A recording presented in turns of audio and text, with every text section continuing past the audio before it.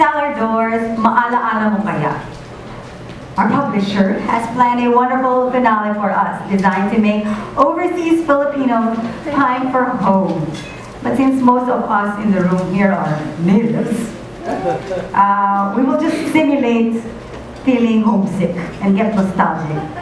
Please welcome to perform Maala-ala Mo Kaya, the immortal Kaliman are Ian Carandang and Maria Carmina of the Cellar Doors. And they will be singing and showing photographs by Isa Marcel.